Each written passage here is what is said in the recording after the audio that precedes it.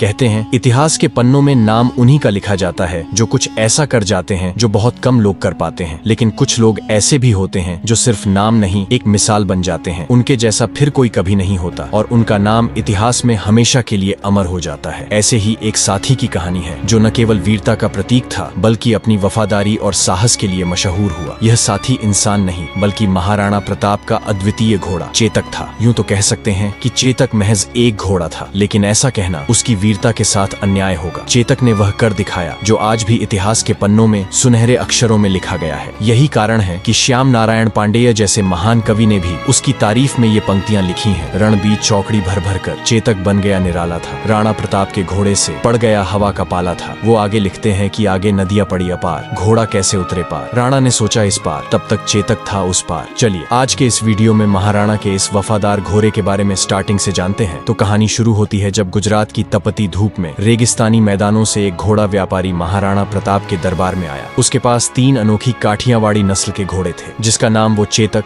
त्राटक और अटक बोलता था। व्यापारी ने अपने तीनों घोड़ों पर गर्व करते हुए कहा, महाराज ये घोड़े अद्वितीय हैं, वफादारी और ताकत में सबसे ऊपर। आपके जैसे वीर राजा के लिए ये अनमोल साथी बन सकते हैं। महाराणा प्रताप ने शांत होकर कहा, ये तो मैं मानूंगा ही नहीं जब तक खुद न देख लूं। दिखाओ ये घोड़े वफादार और बहादुर कैसे हैं। व्यापारी ने मुस्कुराते हुए अटक को चुना, उसके पैरों को मोटी रस्सियों से बांध दिया ताकि वह हिल भी न सके और कुछ दूर जाकर एक अजीब तेज आवाज निकाली। आवाज सुनते ही अटक की आंखों में ज्वाला जल उठी। उसे ऐसा लगा जैसे उसका मालिक संकट में हो। वह अपने मालिक की आवाज सुनकर जैसे पागल हो गया था। उसने पूरी ताकत से रस्सियां तोड़ने की कोशिश की मगर रस्सियां टूटने के बजाय उसके पैर ही शरीर से अलग हो गए और खून बहने लगा। पर अटक अपने स्वामी तक पहुंचने का प्रयास करता रहा तब तक जब तक उसकी आंखें हमेशा के लिए बंद नहीं हो गईं। महाराणा प्रताप इस दृश्य को देख स्तब्ध रह गए। उन्होंने अपने जीवन में ऐसा अद्वितीय साहस और वफादार घोड़ा कभी नहीं देखा था। इस अविश्वसनीय दृश्य के बाद महाराणा प्रताप ने तुरंत व्यापारी से चेतक और त्राटक दोनों घोड़ों को खरीद लिए। तभी दरबार में खड़े महाराणा के छोटे सौतेले भाई शक्ति सिंह की भी नजरें उन घोड़ों पर टिकी थीं। उनके मन में भी एक वफादार घोड़े रखने की इच्छा थी। महाराणा प्रताप अपने छोटे भाई की इच्छा समझते हुए चेतक को अपने पास रख लिया और त्राटक को उपहार स्वरूप शक्ति सिंह को दे दिया। धीरे धीरे चेतक महाराणा प्रताप का सबसे प्रिय साथी बन गया था। किसी ने ठीक ही कहा है कि अगर आप शेर के साथ रहोगे तो आप भी शेर की तरह बहादुर और शक्तिशाली बन जाओगे। चेतक भी महाराणा प्रताप के साथ रहकर धीरे धीरे उन्हीं की तरह शक्तिमान, तेज और महाबली बन गया था। वह महाराणा को पहाड़ों और घने जंगलों में इस तरह ले जाता मानो हवा से बात कर रहा हो। उसकी चाल में इतनी तेजी थी कि दुश्मन उसे पकड़ ही नहीं पाते। महाराणा भी चेतक को अपने पुत्र के समान मानने लगे और चेतक भी महाराणा के प्रति अटूट निष्ठा और प्रेम दिखाने लगा। धीरे धीरे समय तेजी से बीतने लगा और फिर आया हल्दी घाटी का युद्ध, जहां पर मुगल सेना लगभग 1 लाख सैनिकों की विशाल ताकत के साथ युद्ध के मैदान में उतरी थी। इसके मुकाबले में महाराणा प्रताप की सेना मात्र 20,000 सैनिकों की थी। इस विशाल संख्या के अलावा मुगल सेना के पास कई शक्तिशाली हाथी भी थे जो युद्ध में तबाही मचाने के लिए जाने जाते थे, लेकिन मेवाड़ की सेना के पास हाथियों की संख्या बहुत कम थी। ऐसे में महाराणा को अपने योद्धाओं और खासकर अपने घोड़ों पर ही पूरा भरोसा था। इस युद्ध में महाराणा प्रताप ने चेतक के माथे पर हाथी की नकली सूंड बांध दी थी ताकि वह युद्ध में मुगल सेना के हाथियों को धोखा दे सके। मुगल हाथी चेतक को देखकर उसे अपने बच्चे जैसा समझते थे और उस पर हमला नहीं करते थे। यह महाराणा की युद्ध रणनीति का एक महत्वपूर्ण हिस्सा था, लेकिन कुछ इतिहासकार यह भी कहते हैं कि मुगल सैनिकों को यह भ्रम होता था कि सामने से कोई हाथी धीरे धीरे उनकी ओर आ रहा है, लेकिन यह उनकी सबसे बड़ी भूल साबित होती थी। जैसे ही वे चेतक को हाथी समझकर धीमे होने की उम्मीद करते, चेतक बिजली की रफ्तार से हवा में दौड़ता हुआ मुगलों के बीच पहुंच जाता। उसकी गति इतनी तेज थी कि वह एक पल में ही युद्ध के एक छोर से दूसरे छोर तक पहुंच जाता और मुगलों को चकमा देते हुए उन्हें धूल चटा देता। इसी युद्ध ने चेतक को इतिहास के सुनहरे पन्नों में महान घोषित कर दिया, क्योंकि इस युद्ध में चेतक और महाराणा का साथ ऐसा था मानो दोनों एक दूसरे के विचारों को बिना कहे समझ लेते हों। चेतक न केवल महाराणा के इशारों को पढ़ लेता बल्कि उनकी सुरक्षा के लिए अपनी रणनीति खुद तैयार कर लेता था। इस युद्ध के मैदान में महाराणा ने अगला कदम सोचा भी नहीं होता, चेतक पहले ही उसका अंदाजा लगाकर उसे पूरा करने के लिए तैयार रहता था। चेतक की ताकत और सहन शक्ति की अंदाजा आप इससे लगा सकते हो कि वह महाराणा प्रताप के साथ 81 किलो का भाला, 72 किलो का छाती का कवच, 25-25 किलो की 2 तलवारें और खुद महाराणा का 110 किलो का वजन लेकर युद्ध भूमि में ऐसे दौड़ता मानो हवा को भी मात दे रहा हो। उसकी गति इतनी तेज थी कि दुश्मन उसकी चाल को पकड़ ही नहीं पाते थे। एक पल में वह एक ओर होता और अगले ही पल दुश्मनों के घेरे को चीरता हुआ दूसरी ओर पहुंच जाता। इस युद्ध में मानो चेतक आग उगल रहा था। तभी महाराणा प्रताप ने उसकी लगाम खींचते हुए कहा, चेतक आज हमें उस मान सिंह तक पहुंचना है। मैं यहाँ बता दूं कि मान सिंह इस युद्ध में मुगलों के सेनापति था। वह भी एक राजपूत था जिसके बुआ या आमेर के सहजादी हरकाबाई से अकबर ने शादी कर लिया था। चेतक ने महाराणा के शब्दों का मानो कोई उत्तर न दिया, बस एक झटका लिया और हवा से बातें करने लगा। अपने माथे पर बंधी नकली हाथी की सूंड के कारण मुगल सेना पहले ही भ्रम में थी। कोई समझ ही नहीं पा रहा था कि ये हाथी इतनी गति से कैसे आगे बढ़ सकता है। जैसे ही चेतक ने मुगल सेना की कतारों को भेदते हुए महाराणा को मान सिंह के करीब ला खड़ा किया, वह अपने पिछले पैरों पर खड़ा हो गया और अपने अगले दोनों पैरों को मान सिंह के हाथी के सिर पर टिका दिया। मानो चेतक के भीतर भी वही ज्वाला जल रही थी जो महाराणा की आंखों में थी। महाराणा प्रताप ने पूरी ताकत से अपनी भाला उठाई और मान सिंह की ओर निशाना साधा, लेकिन ठीक उसी क्षण मान सिंह हाथी के हौदे में छिपकर बच निकला, लेकिन उसका महावत मारा गया। फिर चेतक ने जैसे ही अपने पैर जमी पर रखने की कोशिश किया, तभी मान सिंह के हाथी की सूंड में बंधी तलवार से चेतक का एक पैर गंभीर रूप से कट गया। इसका फायदा उठाकर मुगलों ने महाराणा को चारों ओर से घेरने का प्रयास शुरू कर दिया। महाराणा भी युद्ध में लड़ते लड़ते अब बुरी तरह से घायल हो चुके थे और उनकी स्थिति गंभीर हो रही थी। इस नाजुक समय में झाला मन्ना, जो महाराणा प्रताप से काफी मिलते जुलते थे और लगभग उनकी जैसी कदकाठी रखते थे, तुरंत महाराणा के पास आए। उन्होंने कहा, महाराणा, आप इस युद्ध को छोड़कर चले जाएं, क्योंकि युद्ध तभी जीते जा सकते हैं जब राजा जीवित रहें। मेवाड़ को आपकी जरूरत है, आपका जीवित रहना अत्यंत आवश्यक है। महाराणा प्रताप पहले तो जाने में संकोच कर रहे थे, लेकिन चेतक की हालत देखकर उन्होंने अपना मुकुट और सिर से राज चिन्ह उतारकर झाला मन्ना को सौंप दिया। इसके बाद वे घायल चेतक पर चढ़कर रणभूमि से जंगल की ओर चल पड़े। इधर रणभूमि में मुगलों को भ्रम हो गया और उन्होंने झाला मन्ना को ही महाराणा समझकर उन पर हमला कर दिया। झाला मन्ना ने अद्वितीय साहस का परिचय देते हुए मुगलों का सामना किया और अपने प्राणों की आहुति देकर अंतिम क्षणों तक मुगलों को रोके रखा, ताकि महाराणा प्रताप सुरक्षित रह सकें और मेवाड़ की लड़ाई जारी रह सके। इधर चेतक अपने घायल पैरों के साथ महाराणा को मुगलों से दूर ले जाने के लिए पूरी ताकत से भाग रहा था। वह अपने घाव के दर्द से कराह रहा था, लेकिन उसकी गति में मानो कोई कमी नहीं थी। ऐसा लग रहा था जैसे वह अपने स्वामी को सुरक्षित रखने की जिद में हवा से बातें कर रहा हो। पीछे मुगलों का कुछ दल लगातार पीछा कर रही थी। तभी एक मुगल सैनिक ने चेतक के घायल पैर पर एक भला फेंका, जिससे चेतक की चोट और भी गंभीर हो गई। इसके बावजूद चेतक ने महाराणा को छोड़ने का नाम नहीं लिया और अपने अंतिम बल के साथ दौड़ता रहा। रास्ते में अचानक एक 26 फीट गहरा नाला आ गया। महाराणा के मन में एक पल को लगा कि अब शायद बचना मुश्किल है। यहीं पर श्याम नारायण पांडेय जी ये लाइन लिखते हैं कि आगे नदियां पड़ी अपार, घोड़ा कैसे उतरे पार। राणा ने सोचा इस पार, तब तक चेतक था उस पार, लेकिन तभी चेतक ने अपनी जिंदगी की सबसे बड़ी छलांग लगाई। अपने आखिरी प्राणों की ताकत से उसने वह नाला पार कर दिया और महाराणा को सुरक्षित दूसरी ओर पहुंचा दिया। मुगल सैनिक उस नाले को पार नहीं कर पाए, लेकिन चेतक की यह विशाल छलांग उसके लिए अंतिम साबित हुई, क्योंकि दूसरी ओर पहुंचते ही वह दर्द में टूटकर गिर पड़ा और वहीं महाराणा के गोद में अपना सर रखकर वीर गति को प्राप्त कर लिया। उसकी इस अंतिम बहादुरी ने महाराणा को मुगलों से सुरक्षित बचा लिया, क्योंकि पीछा करती मुगल सेना इस नाले को पार नहीं कर सकी। तभी अचानक आगे की जंगलों से घोड़ों की टापों की आवाज सुनाई दी। महाराणा ने जब देखा तो उनके सामने उनके सौतेले भाई शक्ति सिंह खड़े थे। शक्ति सिंह, जो हल्दी घाटी के युद्ध में महाराणा के खिलाफ मुगलों की ओर से लड़े थे, अपने बड़े भाई को संकट में देखकर अकबर के पक्ष को छोड़कर तुरंत उनकी सहायता के लिए दौड़ पड़े। उनकी आंखों में पश्चाताप की गहरी भावनाएं थीं। शक्ति सिंह ने महाराणा के पास आकर भारी स्वर में कहा, भैया मुझे माफ कर दो। महाराणा पहले ही चेतक की मृत्यु से दुखी थे। चेतक का यह बलिदान उनके लिए असहनीय था, लेकिन इतने कठिन समय में भी महाराणा ने अपने दिल के बोझ को भुलाकर शक्ति सिंह को क्षमा कर दिया। इस भावुक क्षण के बाद शक्ति सिंह ने महाराणा को अपना घोड़ा त्राटक दे दिया। जैसा कि मैं बताया था, त्राटक को महाराणा ने ही शक्ति सिंह को दिया था। फिर दोनों मिलकर चेतक की वही अंतिम संस्कार किए और उसके बाद महाराणा त्राटक पर बैठकर जंगल की ओर निकल गए। उम्मीद है चेतक की यह बलिदान की कहानी आपको पसंद आया होगा। अगर आप महाराणा प्रताप के बचपन के बारे में जानने में इंटरेस्टेड हो तो आप इस वाले वीडियो को जरूर देखें। चलिए फिर मिलते हैं ऐसे ही वीर लोगों की एक और कहानी के साथ। तब तक के लिए गुड बाय।